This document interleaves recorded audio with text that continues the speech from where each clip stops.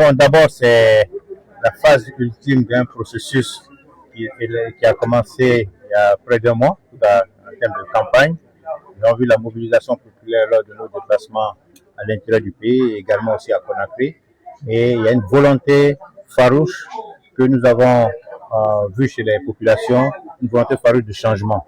Et aujourd'hui est ce jour historique-là qui va sceller le destin de la Guinée pour les décennies à venir, pour les siècles à venir.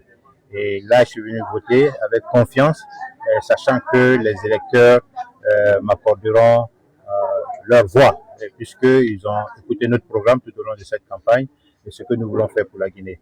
Donc, j'espère que le verdict des urnes sera respecté.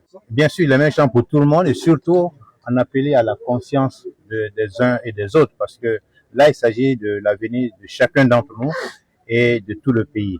Donc, il faut que cela soit bien compris par tous les acteurs du processus électoral. Il ne s'agit pas d'une personne, ce n'est pas un combat de personne, mais surtout c'est un combat de programme et un combat pour l'avenir de notre pays. Il faut que les gens en tiennent compte, parce que si on ne fait pas les choses dans les règles de l'art, le pays part encore pour des années de troubles inutiles. Donc, nous espérons que la Guinée va devenir un pays stable politiquement à partir d'aujourd'hui et pour le meilleur. Depuis quelques jours, il y a quelques anomalies dans certaines régions du pays où certains administrateurs ne respectent pas les règles du jeu, ne respectent pas le code électoral. Et heureusement, la directrice générale des élections quand même a porté une oreille attentive à nos réclamations. Elle-même a appelé ces différents administrateurs, y compris ceux de l'étranger, même jusqu'à ce matin. Depuis 7 heures, nous sommes en communication pour leur demander de respecter simplement le nouveau code électoral. Pour le moment, ça s'est réglé, mais il y a tout le temps quelques petites difficultés. Mais comme nous sommes en communication permanente, elle parvient à résoudre les problèmes qui se présentent au fur et à mesure. Mais on aurait aimé que cela ne se fasse pas. Mais je salue sa bonne volonté d'aider à apaiser le processus.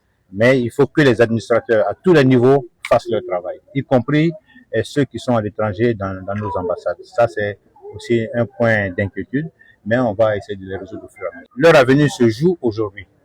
Ce vote est très important. Je le répète encore, ce n'est pas une question de personne, c'est une question de l'avenir de notre pays. Donc que les gens se lèvent et viennent voter massivement. Et à partir de cela, de ce vote massif, nous allons pouvoir sécuriser le choix du peuple. Je reste très confiant.